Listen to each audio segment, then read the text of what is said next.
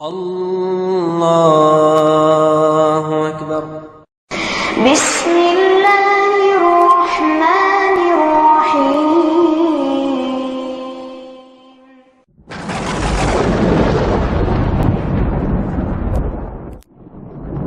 وقل جاء الحق وزهق الباطل إن الباطل كان زهوقا۔ بسم اللہ الرحمن الرحیم، نحمد و نصلی علی رسول الکریم وبعد۔ عن سہل بن سعد رضی اللہ عنہ قال قال رسول اللہ صلی اللہ علیہ وسلم لا يزال الناس بخیر ما عجلوا الفطر، رواہ البخاری و مسلم۔ محترم حاضرین، آپ کا استقبال ہے HGWC کے ذریعے سے۔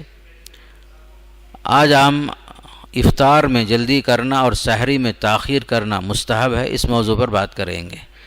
حضرت سہل بن سعد کی روایت میں ہے، اللہ کے نبی علیہ الصلوۃ والسلام نے فرمایا کہ لوگ اس وقت تک بھلائی میں ہوں گے جب تک کہ وہ افطار میں جلدی کریں گے۔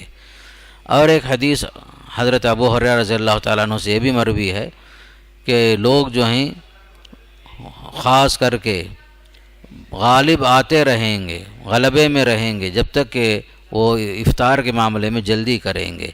اس لیے کہ یہود و نصارہ جو ہیں تاخیر کرتے ہیں سحری کے معاملے میں۔ یہود و نصارہ خصوصاً افطار کے معاملے میں تاخیر کرتے ہیں، ابو داؤد کی حدیث میں اس طرح وارد ہے۔ تو ان دونوں روایتوں میں خاص کر کے افطار میں جلدی کرنا اور سحری میں تاخیر کرنا مستحب معلوم ہوتا ہے۔ تاخیر کا مطلب یہ ہے کہ اللہ کے نبی صلی اللہ علیہ وسلم کے زمانے میں صحابہ کرام نے بیان کیا کہ آپ کے سحری کا جو وقت ہوتا تھا، نماز فجر یعنی اذان فجر سے تقریباً 50 آیات پڑھنے سے بقدر آپ اس وقت سحری کر لیتے تھے۔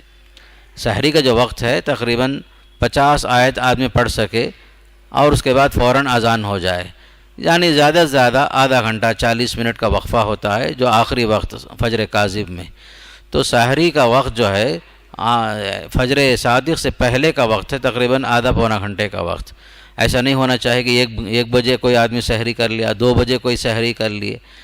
تو اصل سحری کا جو وقت ہے بالکل آخری وقت ہے، فجر صادق سے کچھ پہلے، آدھا گھنٹہ پہلے، 40 منٹ پہلے کا تقریباً۔ حضرت عمر بن میمون سے مروی ہے کہ صحابہ اکرام لوگوں میں سب سے جلد افطار کرتے تھے، سب سے تاخیر میں سحری کرتے تھے۔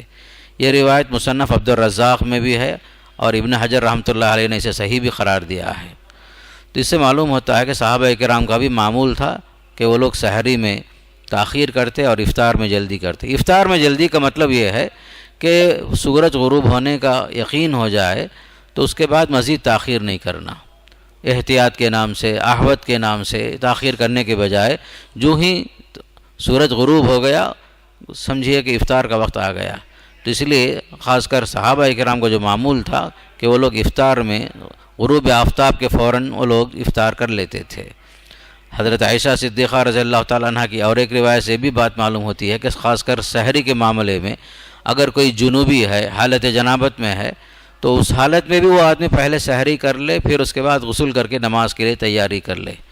حضرت عائشہ صدیقہ رضی اللہ تعالیٰ عنہ کا بیان ہے کہ آپ صلی اللہ علیہ وسلم بعض مرتبہ حالت جنابت میں ہوتے اور جو ہے فجر کا وقت ہو جاتا تو آپ جو ہے پہلے سحری کر لیتے، پھر اس کے بعد غسل فرما کر روزے کی تکمیل فرما لیتے صلی اللہ علیہ وسلم۔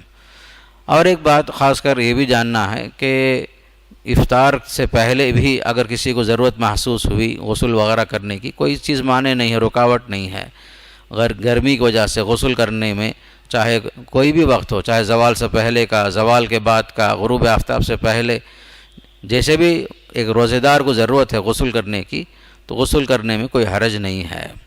جیسا کہ بعض روایتوں میں آتا ہے اللہ کے نبی صلی اللہ علیہ وسلم گرمی کی وجہ سے سر پر پانی اونڈیل لیا کرتے تھے، حالت روزے صیام میں، روزے کی حالت میں سر پر پانی اونڈیل لیتے تھے، چاہے وہ زوال کا وقت ہو چاہے عصر کے بعد کا وقت ہو۔ تو بہرحال مختصر بات یہ ہے کہ افطار میں جلدی کرنا یعنی غروب آفتاب کے ساتھ افطار کر لینا اور سحری میں تاخیر کرنا یہ مستحب ہے، خاص طور پر اس کا لحاظ رکھا جائے۔